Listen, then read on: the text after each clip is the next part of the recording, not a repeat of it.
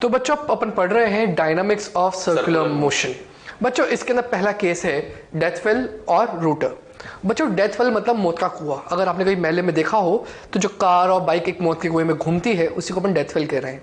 और बच्चों रूटर, अगर आपने ध्यान दिया हो तो वॉशिंग मशीन के अंदर जो कपड़े सुखाने के लिए अपन यूज करते हैं रूटर को, तो रूटर के अंदर वॉल घूमती है और उसके रेस्पेक्ट में, वॉल के रेस्पेक्ट में जो भी ऑब्जेक्ट होता है वो स्टेशनरी होता है। पर बच्चों डेथ फेल के अंदर वॉल नहीं घूमती। तो दोनों का कंसेप्ट एक जैसा ही है। अपन डेथ फेल को डिस्कस करें, ध्यान दीजिएगा। बच्चों यहाँ पर अगर ये कोई डेथ फेल है, जनरली डेथ फेल की जो वॉल्स होती है वो कुछ इंक्लाइंड होती है, पर अपन यहाँ पर अभी इसको वर्टिकल मान रहे हैं। तो जब हम उसको वर्टिकल मान रहे हैं तो ध्यान दीजिएगा, यहाँ पर कोई पार्टिकल है, कार है, बाइक है, कोई भी पार्टिकल है, पार्टिकल वर्ड बोल रहे हैं, वो इस सेंटर के अबाउट गोल घूम रहा है। तो सेंटर से उस पार्टिकल का जो डिस्टेंस है उसको कह देते हैं radius, which is equal to capital R. बच्चों अगर इस पार्टिकल को गोल घूमना है इस सर्कल में तो इसके पास एक फोर्स होना चाहिए जो सेंट्रीपिटल फोर्स के बराबर होगा, मतलब सेंट्रीपिटल फोर्स प्रोवाइड करेगा जो उसको सर्कुलर मोशन कराएगा। तो बच्चों एक समस्या और है यहां पर कि यह किसी हाइट पर है ग्राउंड से, तो 100% इसके ऊपर mg लग रहा होगा, जिसकी टेंडेंसी इसको नीचे पुल करने की होगी। इसका मतलब mg कहां लग रहा होगा? नीचे। बच्चों लगातार इसको नीचे गिराना चाहता है और m is the mass of the particle. तो बच्चों यहां पर mg लगातार नीचे लग रहा है, तो कोई ना कोई एक और फोर्स ऐसा होना चाहिए जो mg को बैलेंस भी करे ताकि पार्टिकल नीचे ना गिरे और वो गोल घूमता रहे at the same height.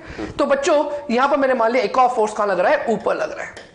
Force कौन सा है एक बार डिस्कस करेंगे, पर एक चीज सोच के बताएं, यहां पर कोई रस्सी बंधी हुई नहीं है। अगर आपने मौत के कुएं को देखा हो तो वहां पर बाइक वालों से सेंटर पे कोई रस्सी बंधी हुई नहीं होती।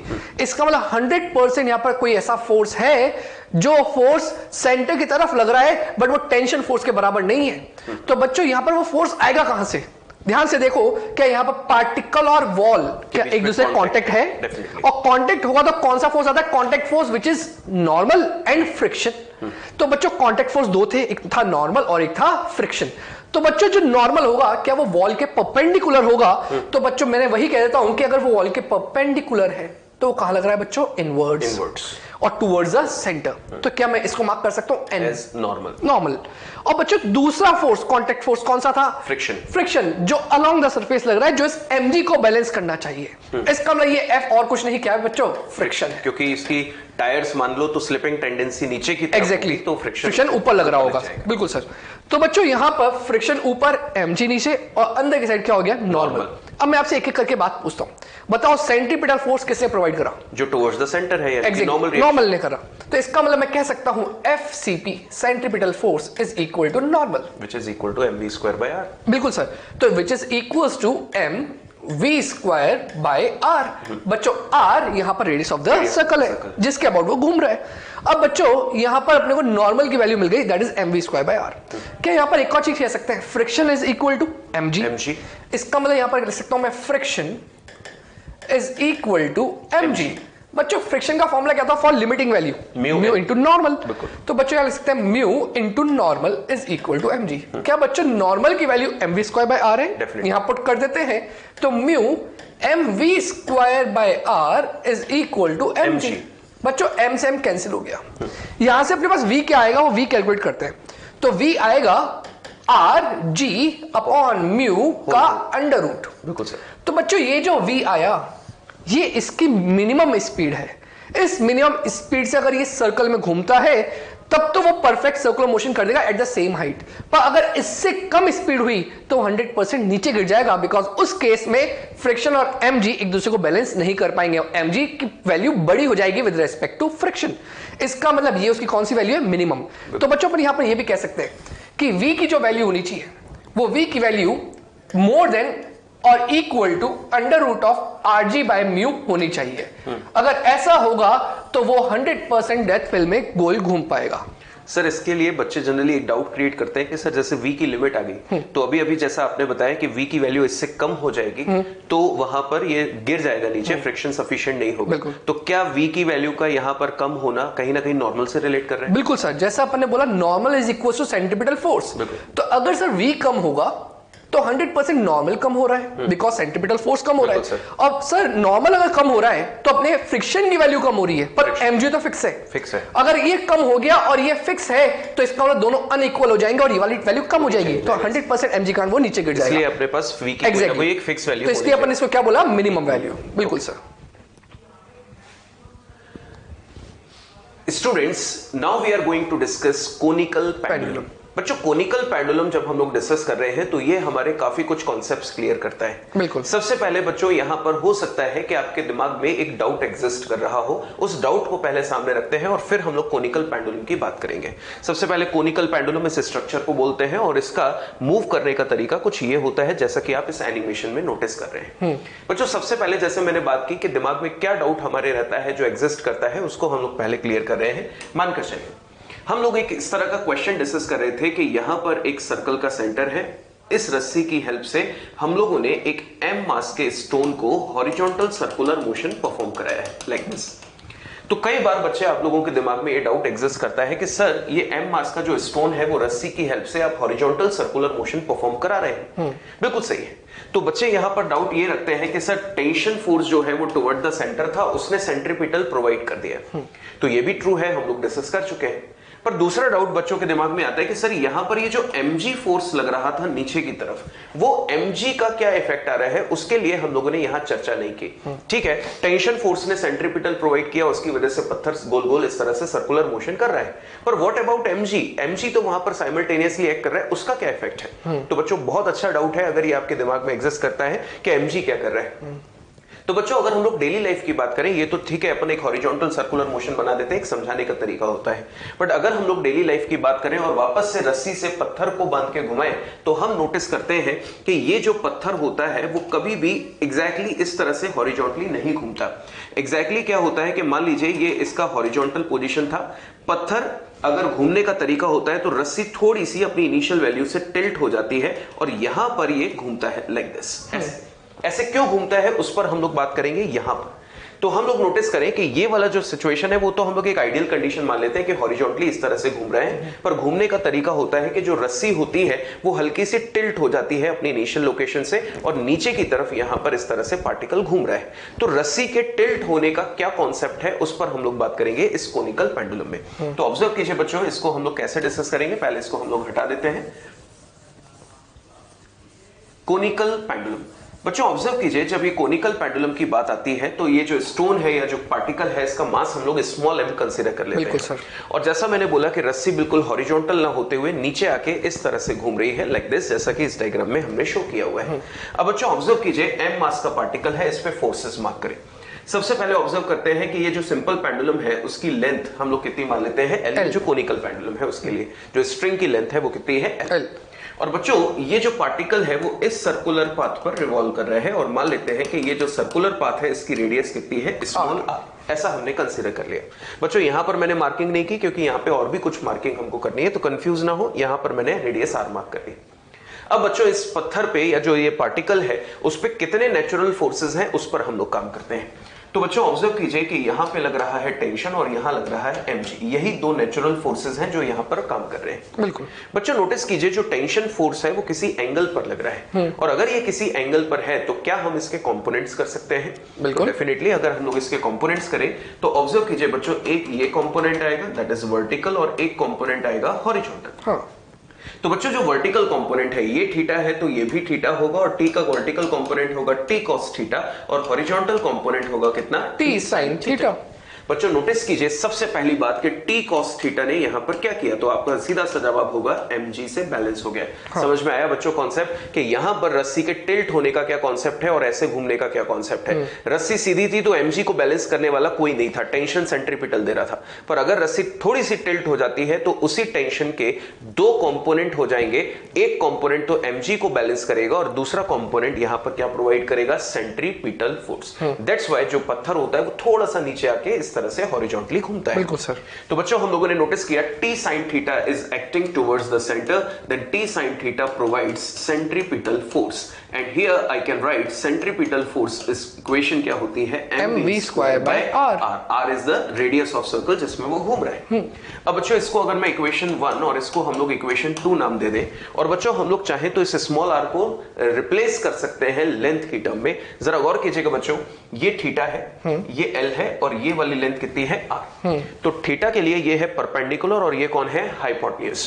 तो अगर हम लोग साइन थीटा अप्लाई कर दें तो perpendicular is r and hypotenuse is l। तो अगर मुझे r की वैल्यू निकालनी है तो जरूरत पड़ने पर उसको मैं l sin थीटा लिख सकता हूं। इट डिपेंड्स ऑन अस के क्वेश्चन में हमको क्या मिले है। अब बच्चों यहां से अगर मान लीजिए मुझे पूछा गया find the value of v, speed calculate कीजिए। तो बच्चों अगर मैं इक्वेशन नंबर 1 और 2 को डिवाइड कर दूं, नोटिस कीजिए।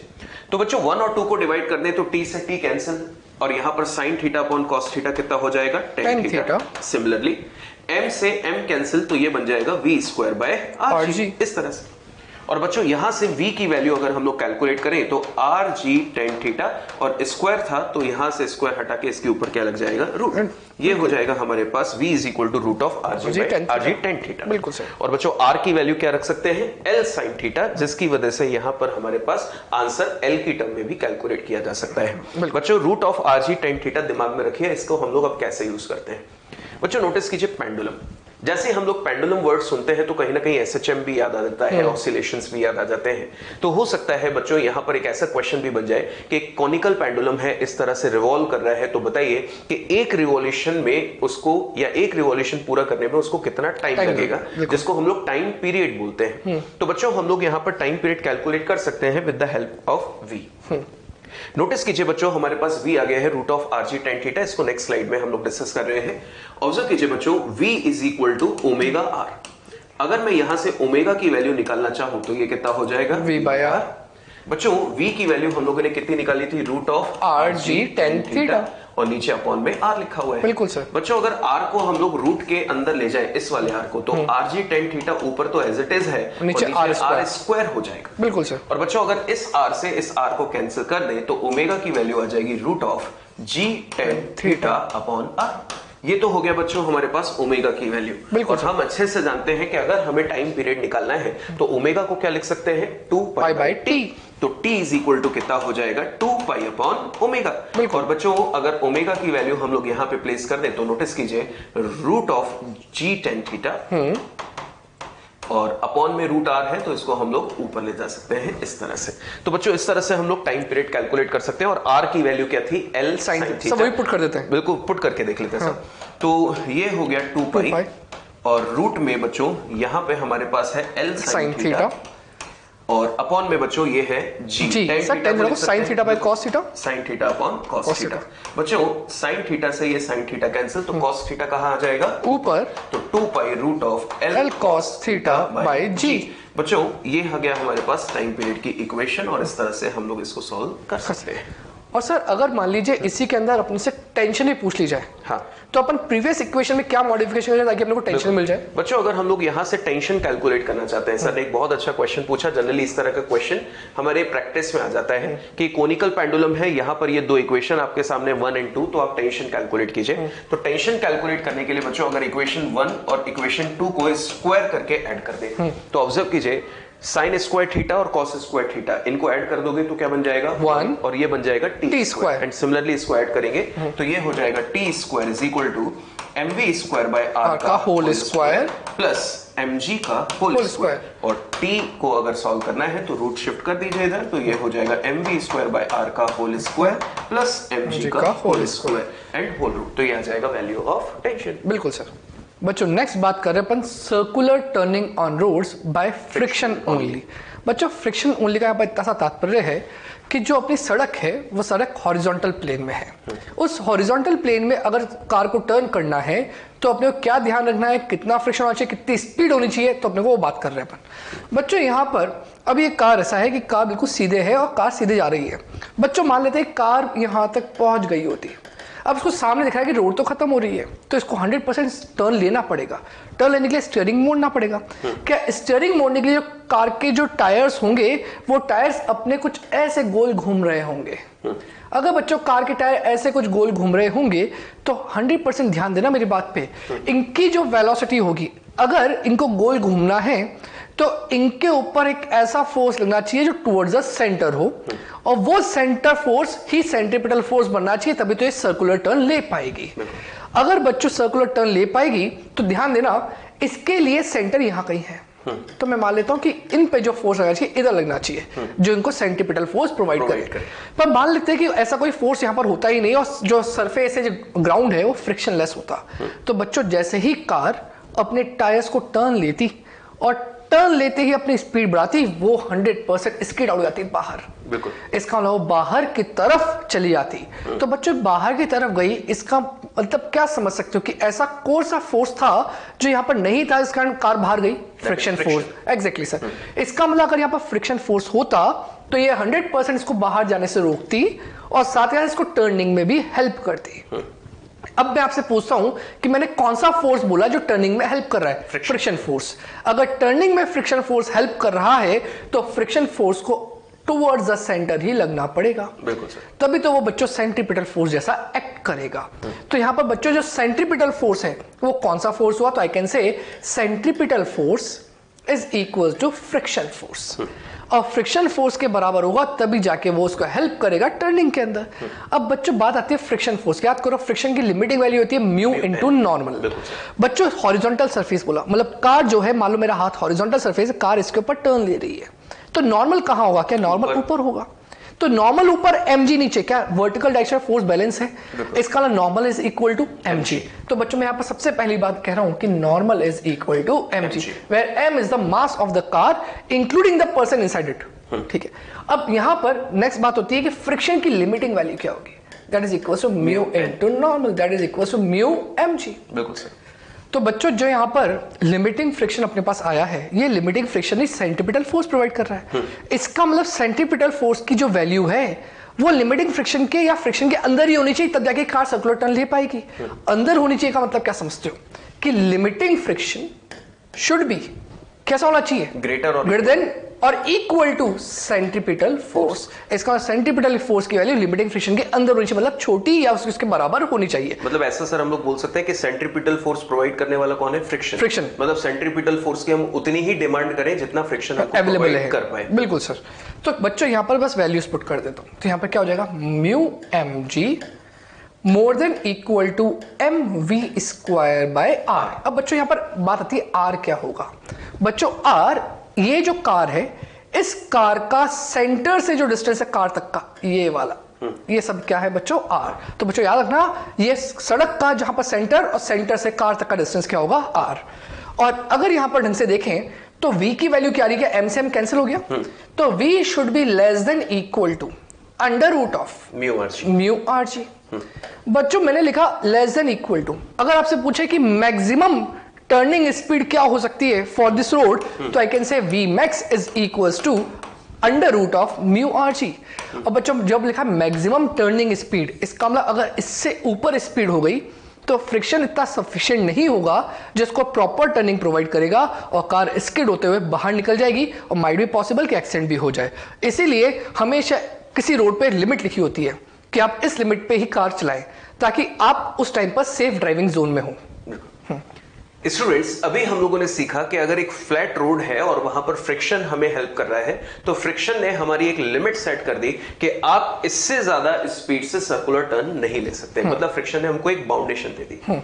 तो आगे हम लोग बच्चों एक और पॉइंट डिस्कस कर रहे हैं जिसमें लिखा हुआ है circular turning on roads by banking of roads only.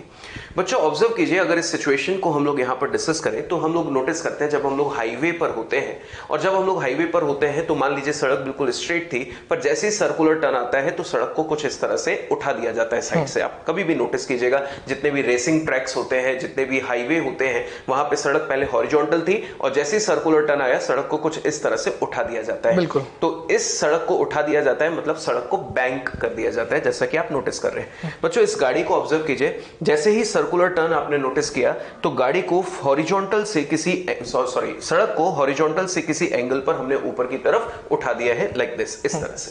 तो बच्चों हमने मान लिया कि सड़क की यहाँ पे जो बेस है वो कितना है b, और जिस हाइट से हमने उसको हॉरिजॉन्टल से ऊपर उठा दिया है वो कितनी है h। बिल्कुल। तो बच्चों हम लोगों ने बैंकिंग क्यों की, उसका रीजन मैं आपको बताने जा रहा हूं, ऑब्जर्व कीजिए। बच्चों नोटिस कीजिए कि अगर गाड़ी को इस तरह से हम लोगों ने टर्न कराना है, सर्कुलर टर्न, तो इमेजिन कीजिए कि ये सड़क थी, ऐसे हमें टर्न कराना है, लाइक दिस, इस सड़क पे ऐसे हमें सर्कुलर टर्न कराना है। तो सर्कल का सेंटर बच्चों हम लोग यहां कहीं इमेजिन कर लेते हैं। बिल्कुल। सर्कल का सेंटर हम लोगों ने यहां इमेजिन कर लिया। अब बच्चों फ्रिक्शन तो है नहीं, हम लोगों ने गाड़ी की कंडीशन लिखी है circular turn on road by banking of roads only, मतलब केवल सड़क को बैंक कर दिया, उसकी हेल्प से आपको सर्कुलर टर्न लेना है, बट फ्रिक्शन जैसी कोई बात नहीं की गई है, मतलब हम लोग सड़क को कैसा मान रहे हैं, स्मूथ। तो बच्चों ऑब्जर्व कीजिए यहां पर फ्रिक्शन अगर अवेलेबल नहीं है तो सर्कुलर टर्न हमें कैसे मिलेगा। नोटिस कीजिए बच्चों कि यहां पर अगर फोर्सेस मार्क करें तो सबसे पहले एक फोर्स लगेगा normal reaction because of contact, और एक लगेगा अर्थ का ग्रेविटेशनल फोर्स जिसको हम लोगों ने नाम दे दिया mg, कुछ इस तरह से। तो बच्चों नोटिस कीजिए नॉर्मल रिएक्शन और mg अगर हमको यहां पर दिए हैं तो अब हमें मुझे ये ढूंढना है कि टुवर्ड द सेंटर कौन आ सकता है। बच्चों अगर मैं नॉर्मल के कंपोनेंट्स करके देखूं तो ऑब्जर्व कीजिए बच्चों, अगर हम लोग mg के कंपोनेंट करते हैं तो mg का कंपोनेंट आता है एक डाउन द इंक्लाइन और एक कुछ इस तरह से, ये होते हैं mg के कंपोनेंट। आप नोटिस कीजिए mg का कोई भी वो कंपोनेंट यहां पर ऐसा नहीं है जो टुवर्ड द सेंटर एग्जिस्ट कर रहा हो, मतलब mg या उसका कोई भी कंपोनेंट सेंट्रीपिटल प्रोवाइड नहीं कर रहा। बिल्कुल। तो बच्चों अब हमें नॉर्मल पे फोकस करना पड़ेगा, और अगर हमें नॉर्मल पे फोकस करना है तो बच्चों हमें अब कंपोनेंट करने पड़ेंगे नॉर्मल के कुछ इस तरह से, लाइक दिस। बिल्कुल सर। बच्चों नॉर्मल के अगर कंपोनेंट करने हैं तो एंगल की बात करते हैं। बच्चों ये कितना थीटा, ये कितना 90, ये कितना होगा 90 माइनस थीटा, ये कितना होगा थीटा, ये कितना होगा 90 माइनस थीटा, फिर ये कितना हो जाएगा थीटा। तो बच्चों ये एंगल हमारे पास है थीटा। एक बार फिर से रिपीट करेंगे बच्चों, ये थीटा तो ये कितना 90, ये कितना 90 माइनस थीटा, तो फिर ये कितना हो जाएगा थीटा, अगेन ये कितना होगा 90 माइनस थीटा, तो ये कितना हो जाएगा थीटा। तो ऑब्जर्व कीजिए ये वाली जो वैल्यू होगी वो कौन सी हो जाएगी n cos थीटा, और ये वाली वैल्यू कौन सी हो जाएगी n sin थीटा। बच्चों गौर करने वाली बात है कि n cos थीटा किसको बैलेंस कर रहा है, mg को। बिल्कुल सर। अगर n cos थीटा ने बच्चों mg को बैलेंस कर दिया, जैसा मैंने लिखा n cos थीटा ने mg को बैलेंस कर दिया, तो बच्चों गाड़ी के नीचे फिसलने की टेंडेंसी खत्म हो चुकी है। बिल्कुल। क्योंकि इस गाड़ी को नीचे की तरफ कौन स्लिप करा सकता था, mg sin थीटा, पर n cos थीटा ने पूरे के पूरे mg को ही खत्म कर दिया, तो अब mg का कोई कंपोनेंट ही एग्जिस्ट नहीं करेगा। बिल्कुल। n cos थीटा ने पूरे के पूरे mg को ही खत्म कर दिया, तो अब इसका कोई कंपोनेंट एग्जिस्ट नहीं करेगा, और कंपोनेंट एग्जिस्ट नहीं कर रहा है, दैट्स व्हाई अभी गाड़ी के नीचे फिसलने की टेंडेंसी खत्म हो चुकी है। अब बचा है कौन, n sin थीटा। तो सर अपन इनके कंपोनेंट्स हटा देते हैं। बिल्कुल सर, इसको हम लोग हटा सकते हैं। बिल्कुल। तो बच्चों n sin थीटा यहां पे क्या कर रहा होगा, ये सेंट्रीपिटल प्रोवाइड कर रहा होगा because it acts towards the centre. तो हमने यहां पे लिख दिया n sin theta provides the necessary centripetal force is equal to mv square by r। तो बच्चों अगर हम लोग यहां पर v निकालना चाहें तो v निकाल सकते हैं दोनों को डिवाइड करके। तो सबसे पहले अगर हम लोग इनको डिवाइड कर दें तो ऑब्जर्व कीजिए क्या क्या टर्म्स हम लोग नोटिस करेंगे। सबसे पहले equation number 1 divided by equation number 2, इसको हमने बोल दिया 1 एंड इसको हमने बोल दिया 2। बच्चों n से n कैंसिल, तो ये क्या बन जाएगा, tan theta is equal to m से m कैंसिल, तो ये हो गया v स्क्वायर बाय rg। बच्चों यहां से अगर मैं v की वैल्यू कैलकुलेट करूं तो v की वैल्यू क्या हो जाएगी, root of rg tan theta. ये हमारे पास v की वैल्यू आ गई। और बच्चों यहां पर हमारे पास एक जनरल क्वेश्चन ये होता है कि हम कितनी हाइट से इसको बैंक कर दे, या कितनी बेस लेंथ हो h या b की वैल्यू हमसे पूछी जाती है। तो बच्चों थीटा के लिए h क्या हो गया, परपेंडिकुलर, और b क्या हो गया, बेस। तो हम लोग इसी को लिख सकते हैं perpendicular upon base h upon b is equal to v square by rg। बिल्कुल। तो यहां से अगर हमसे हाइट पूछी जा रही है तो ये हो जाएगा v square b upon rg। तो बच्चों हम लोगों ने नोटिस किया कि बैंकिंग जब हो जाती है सड़क की तो नॉर्मल रिएक्शन भी वहां पर हमारी हेल्प करने लग जाता है, किस चीज में, सेंट्रीपिटल प्रोवाइड करने में। बिल्कुल। तो सर इसीलिए हमको लगता है कि जो वहां पर कंडीशंस होती है हाईवे पर, तो हाईवेज क्या होते हैं, एक्चुअल में रफ भी होते हैं और बैंक भी होते हैं। तो उनका रीजन यही रहा होगा। बिल्कुल। कि प्रीवियस केस में सर ने आपको सिखाया कि जब वहां पर बैंकिंग नहीं थी तो फ्रिक्शन हमारी हेल्प कर रहा था किस चीज के लिए, सर्कुलर टर्न के लिए। पर उसने अपनी एक लिमिट फिक्स कर दी थी कि आप रूट ऑफ म्यू आरजी से तेज गाड़ी नहीं चला सकते। बिल्कुल। और जब हम लोगों ने फ्रिक्शन हटा दिया तो बैंकिंग ने हमारी हेल्प की, और बैंकिंग ने हमारे लिए स्पीड दे दी root of RG tan theta. तो फिर दिमाग लगाया गया कि अगर हम लोग सड़क को बैंक के साथ रफ भी कर दें, अकेली रफ है तो भी हमारी लिमिट फिक्स है, अकेली बैंक्ड है तो भी लिमिट फिक्स है, तो क्यों ना एक ऐसी सड़क बनाई जाए जो रफ भी हो और बैंक्ड भी हो। तो रफ होगी तो फ्रिक्शन भी हेल्प करेगा और बैंक्ड होगी तो नॉर्मल भी हेल्प करेगा। तो अगर हम लोग नोटिस करें तो नॉर्मल और फ्रिक्शन जब हमारी दोनों हेल्प कर ले जाएंगे तो सर्कुलर टर्न में अब हम लोग कंपैरेटिवली ग्रेटर स्पीड से सर्कुलर टर्न ले सकते हैं। दैट्स व्हाई बच्चों अब आगे हम लोग डिस्कस करने वाले हैं जो सर्कुलर टर्न है वो एक ऐसी रोड पे भी है जो रफ भी है और वो बैंक्ड भी है।